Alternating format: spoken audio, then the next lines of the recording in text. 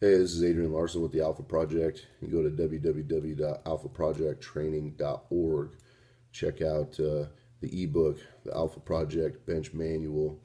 It's 17 bucks on the website, and I promise it'll increase your bench. It'll give you a new perspective on training. Got some questions from the bodybuilding forum, and just wanted to get those up and answered. I meant to take care of this yesterday, but things got busy at the competition, and I never got around to it. So first question is coming from a guy named Anthony, who I've talked to him about this before, but wanted to know if this specific question would work for a beginner lifter or if it's more dialed in for an experienced lifter. And the question is, how often do you bench, as far as, once or twice a week? And I bench once a week, always. I never bench twice. But the second part of that is, I bench light one week and then heavy the next. And I think that's a good route for a beginner lifter or even a more experienced lifter. Also, I think something that's important is to video your lifts specifically on your lighter days to make sure that you're fixing your form. If something's breaking down in your form, you want to be able to identify that on your lighter days and be able to fix that problem then, so it'll incorporate it more in your heavier training days.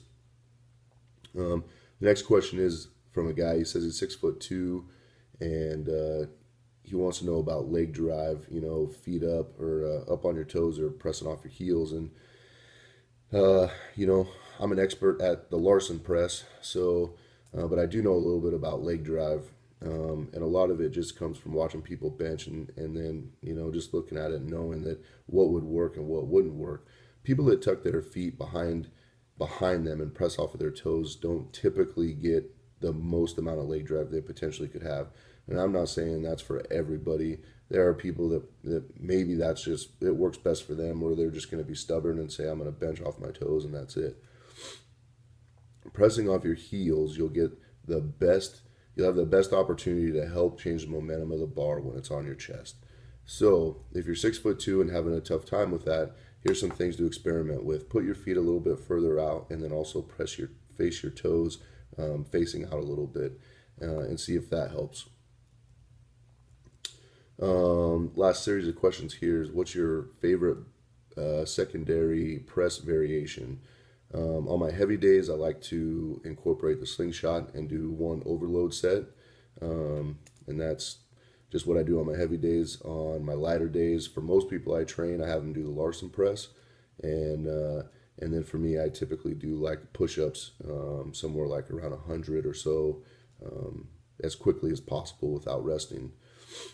How often do I dead pin press? I dead pin press every heavy bench session day, so basically twice a month. So the very first thing I do after my working up to 90 or 95% is go over to the squat rack, set it up so the safety rack will stop the bar directly on my chest, and I try to do 3 sets of 5 reps. And you can mess around with that a little bit. Maybe you want to do 5 sets of 3 reps, which is fine. What does your back training look like?